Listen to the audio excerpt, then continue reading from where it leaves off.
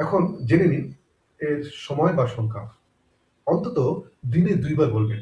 সকালে ঘুম থেকে উঠে এবং রাতে ঘুমানোর আগে ১০৮ বার এই যে আপনাকে ৪ টি বলছিলাম, "I am sorry, please forgive me, thank you, I love you" এই ৪ টি বাক্য আপনি বলবেন ১০৮ বার।